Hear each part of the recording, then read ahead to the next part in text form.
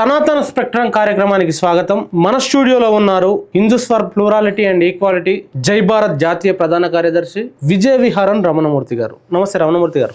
నమస్తే రమణమూర్తి గారు, అసలు సాయిబాబా హిందువే కాదు, సాయిబాబాను హిందువులు మొక్కకూడదు, ఈ ఆర్గ్యుమెంట్ తోటి పెద్ద ఎత్తున సోషల్ మీడియాలో పెద్ద ఒక గొడవ రభస జరుగుతుంది. దానిపైన కామెంట్ చేయమంటే ఏం చేస్తారు? ఇది ఎప్పటి నుంచో దశాబ్దానికి పైగా నడుస్తున్నటువంటి గొడవ, ఎప్పటికీ నడుస్తుంది కూడా. ఎందుకంటే ప్రాబ్లం సాయిబాబా దగ్గర ఉంది.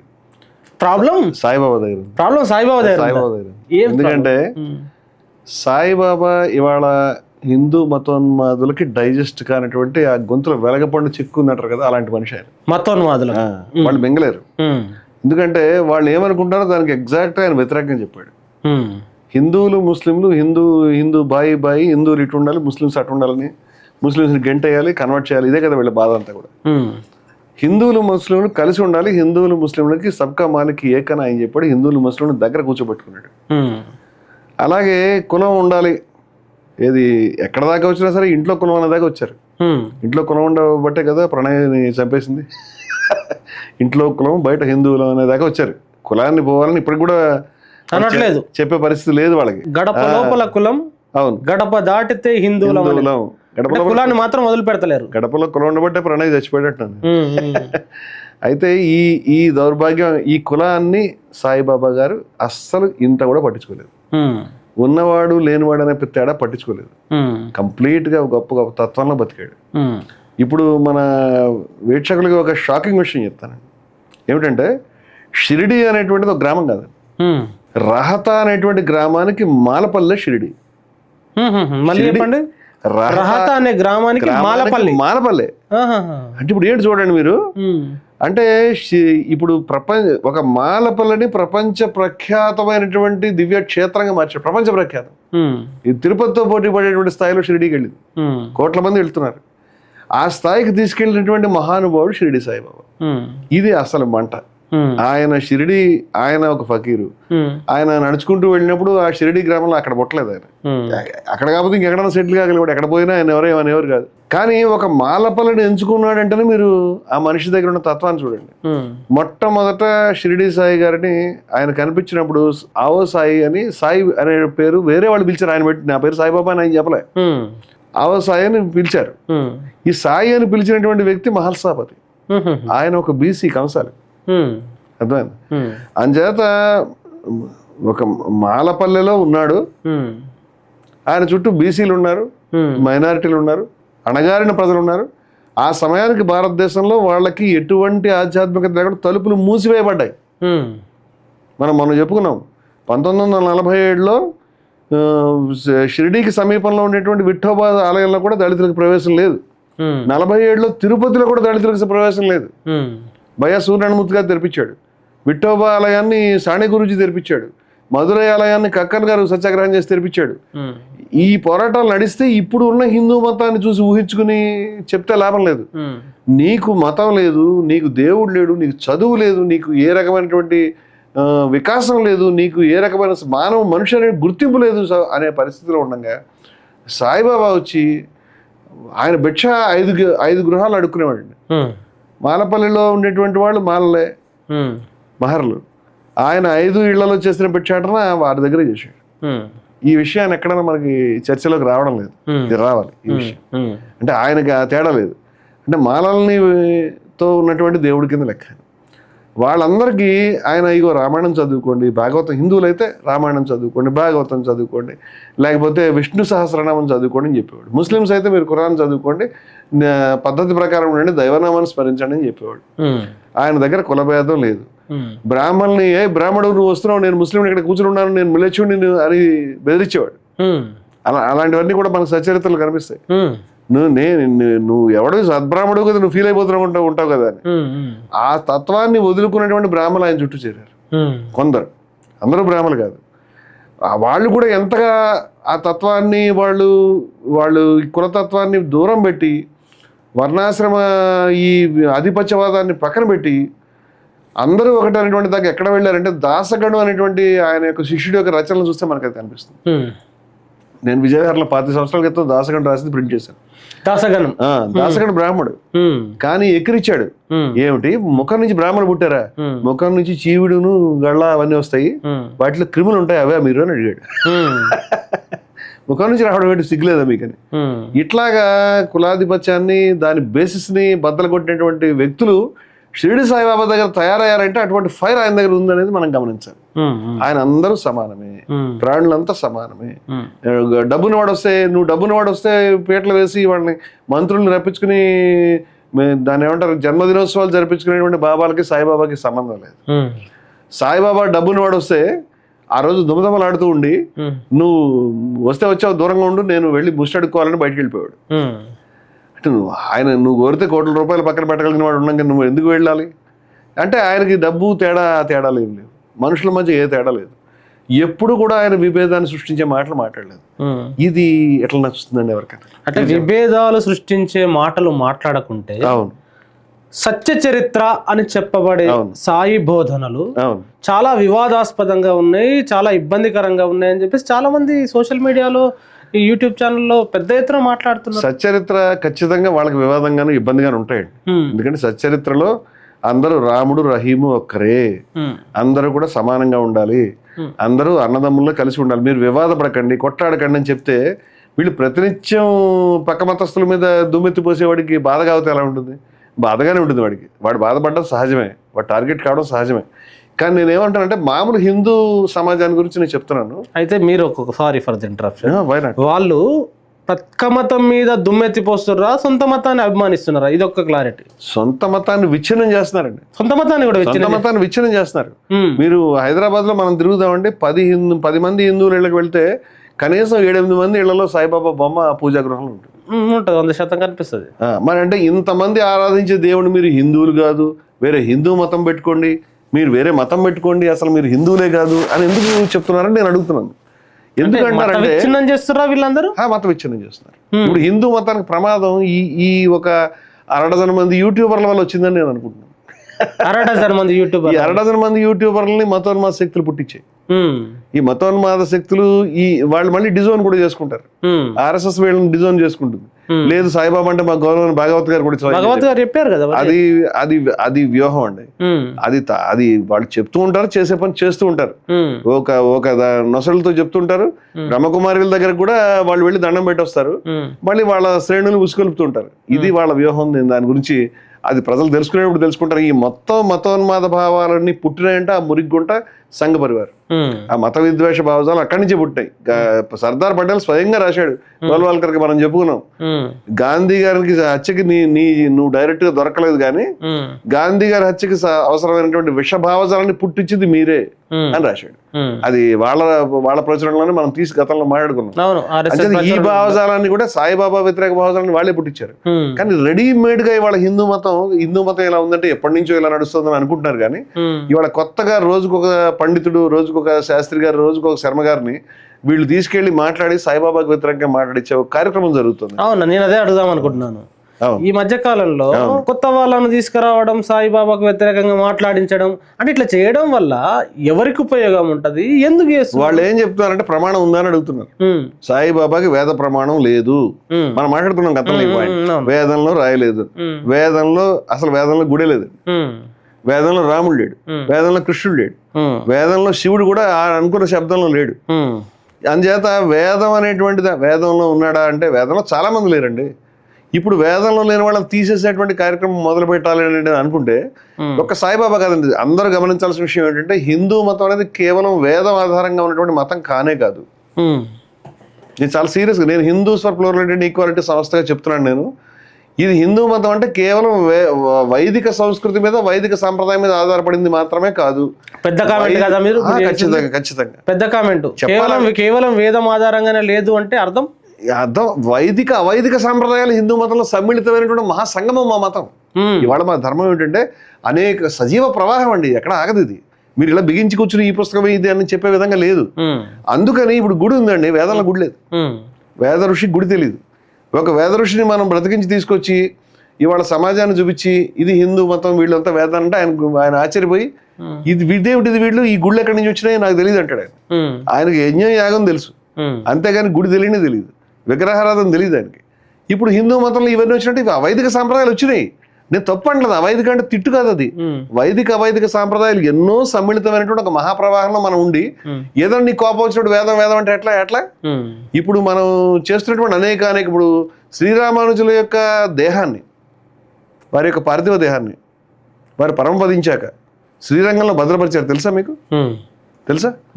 ఏది రష్యాలో లెనిన్ గారి దేహాన్ని పెట్టడానికి ఏదో ద్రావకాలు వాడారు కదా, అయితే అలా కాదు, వారి కొన్ని లేపనాలు పూసారు. ఈ రోజుకి మీరు వెళ్ళి చూడొచ్చు. ఆ దేహం వారు చనిపోయిన దేహం ఉంది. అది అవునా కాదా అంటే మనం చెప్పలేము, ఎందుకంటే దానికి ఎవరు కార్బన్ టెస్ట్లు చేయలేదు. కానీ సంప్రదాయానుసారం వారు అదే. నేను అంటున్నా, ఒక మహా జగద్గురు అనిపించుకున్న మహా వ్యక్తి యొక్క దేహాన్ని ఆ విధంగా ప్రిజర్వ్ చేసి ఉంచడం అనే సంప్రదాయం మనకి ఎక్కడ ఉంది? వేదంలో ఉందా? మనకి దహన సంస్కారం, అగ్ని సంస్కారం చేయమంటారు, లేకపోతే సమాధి చేయమంటారు, కానీ ఇది లేదు కదా. ఉంది, తప్పే ఉంది. వారు చేస్తున్నారు, మంచి పని అనుకుంటాను నేను. అది వారి సాంప్రదాయం. నేను వేదంలో అన్ని ఉండక్కర్లేదని చెప్పడానికి చెప్తున్నాను. అలాగే బసవన్న లింగధారణ చేయించాడు. లింగధారణ వేదంలో ఉందా? వీరు రామానుజాచార్యుల సాంప్రదాయంలో, జిగర స్వామి సాంప్రదాయంలో మీరు సమాశ్రయణం చేయించి కాల్చి పుత్రలు వేస్తారు. వేదంలో ఉందా? వేదంలో ఉందా అని ఎన్ని అడుగుతారు మీరు?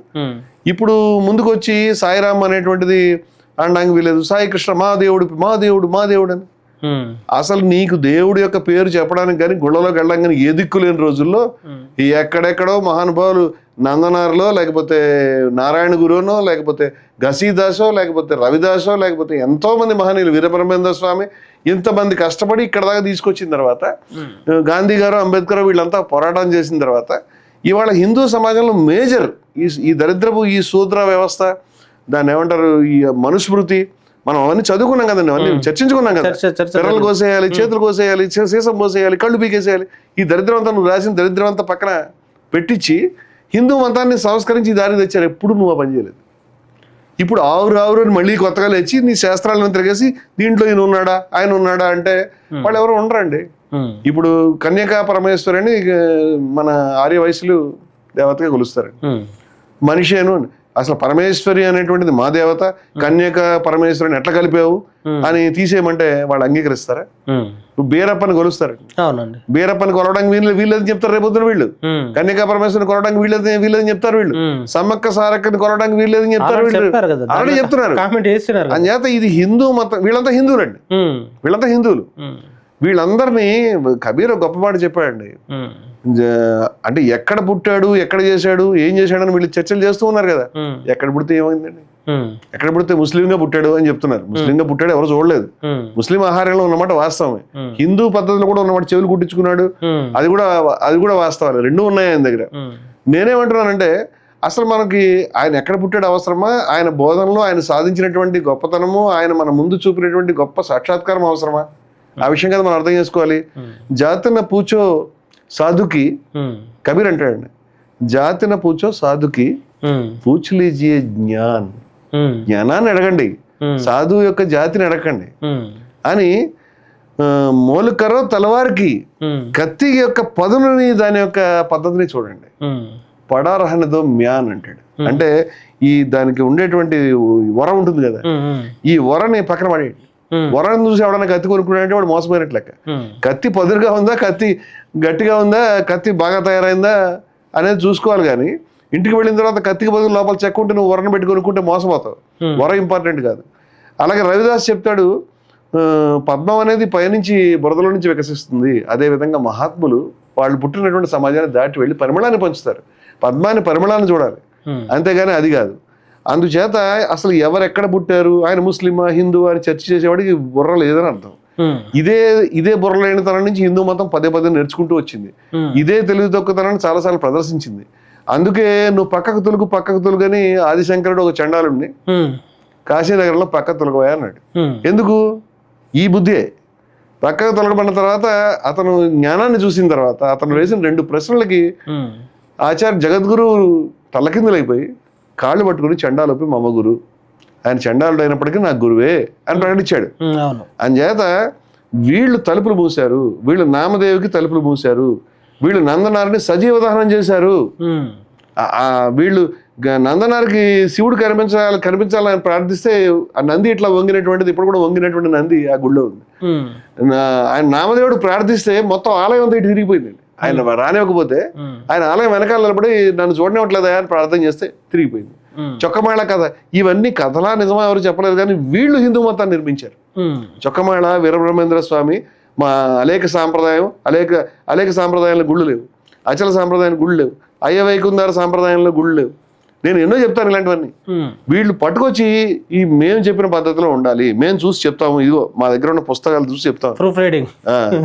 మీరు మీ పుస్తకాలు నేను చెప్తున్నాను, వేదం కావచ్చు, పురాణం కావచ్చు, స్మృతులు కావచ్చు, శాస్త్రాలు కావచ్చు, దాంట్లో విద్వేషాన్ని, అసమానతల్ని ఏవైతే ప్రేరేపిస్తున్న సూత్రాలు ఉన్నాయో వాటిని మేము అంగీకరించడం, తీసాత పారేస్తాం.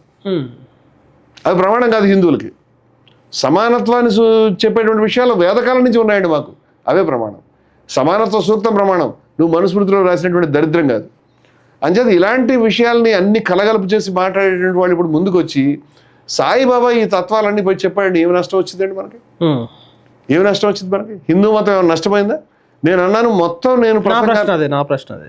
సాయిబాబా గుళ్ళు ప్రతి వీధికి ఉంటాయి, చాలా ప్రాంతాల్లో విస్తారంగా కనిపిస్తాయి సాయిబాబా గుళ్ళు. వాళ్ళ బాధ ఏంటంటే ఇన్ని గుళ్ళు ఎవరికి లేవండి. దీని వల్ల నష్టం జరిగిందా హిందూ మతానికి ఏమైనా? అసలు ఇన్ని గుళ్ళు ఎందుకు ఉన్నాయని క్వశ్చన్ కూడా వచ్చింది. రాముడికి కృష్ణుడికి కట్టకుండా సాయిబాబాకి ఎందుకు కట్టారండి? హిందూ మతంలో ఇష్టదైవం అనే కాన్సెప్ట్ ఉంది. నా ఇష్టం, నాకు నచ్చింది, సరళంగా శుభ్రంగా నాకు తత్వం చెప్పాడు, పూజించుకుంటున్నాను. కానీ ఏ సాయిబాబా భక్తుడు రాముడిని వ్యతిరేకించాడు, కృష్ణుడిని వ్యతిరేకించాడు, హిందూ కాకుండా పోలేదు. పచ్చి అబద్ధాలు ఇవన్నీ. ఎక్కడ లేని బ్లడీ ప్రాపకాండ చేస్తా ఉన్నారు. ఆయన కాలు ఎక్కడో తాబేలు మీద ఉన్న బొమ్మ పెడతారు, కూర్మ అవతారం మీద పెట్టారు అని. ఇది ఎలా ఉందంటే, ఎవరైనా హిందూ పోయి చేపల మార్కెట్ లో చేపలు తెచ్చుకుని కోసుకుని అనుకుంటే మత్స్య అవతారం వండుకున్నాం అని చెప్తే ఎంత కామెడీగా ఉంటుంది. కూర్మ అవతారం ఆయన చెప్పాడు, చెప్పలే కదా, అలా చెప్పలే కదా. ఈ వీళ్ళ భాష్యాలు అన్నమాట ఇవన్నీ కూడా. ఈ పిచ్చి మాటలన్నీ కూడా పెట్టి కన్ఫ్యూజ్ చేసి ఆయన ముస్లిము, ఆయన హిందూ దేవుడు ఎలా అవుతాడని. అసలు హిందూ దేవుడు కావాలంటే ఇప్పుడు వీళ్ళ దగ్గరికి వచ్చి వీళ్ళ కమ్యూనిటీ సర్టిఫికేట్ తీసుకుని బ్రాహ్మణై పుట్టి, బ్రాహ్మణులు కూడా పలానా శాఖలో గొప్ప శాఖలో పుట్టేలా ఉన్నారు. కృష్ణుడిని కూడా మనం చూస్తే కనుక భాగవతంలో నువ్వు యాదవుడు, నువ్వు దేవుడు ఎట్లా అయ్యావని ఎక్కిరించడం మనకు కనిపిస్తుంది. చిరాకేసి శిశుపాలుడి మీద చక్రం వేసి ఆయన 100 తప్పులు చూసి 100 తప్పులు దాటిన తర్వాత తీసేది మనిషిడు. ఆ పరిస్థితి వీళ్ళకి కూడా వస్తుంది. ఎందుకంటే ఒక మహానుభావుడిని, ఒక మహాత్ముడిని, ఒక దైవాన్ని, ఇప్పుడు చేప హిందువు కాదు, ముస్లిం కాదండి, మత్స్యావతారం, కూర్మావతారం హిందువు కాదు, ముస్లిం కాదు. ఏ తాబేలైనా హిందూ ముస్లిం అవుతుందా? దేవుడు హిందూ, ముస్లిము, కాపు, కమ్మ, లేకపోతే రెడ్డి అవడం. దేవుడు వీటన్నిటికీ అతీతమైనటువంటి తత్వం. అవన్నీ చేరుకోవడానికి హిందూ మతం, ముస్లిం మతం, సిక్కు మతం, ఇవన్నీ రకరకాల మతాలు మనం పెట్టుకున్నాం. ఆయన దగ్గరికి వెళ్ళి నువ్వేంది బొట్టు పెట్టుకోలేదు, నువ్వేం జంజం వేసుకోలేదు అని అడిగితే అది నవ్వడానికి మనకి వస్తుంది.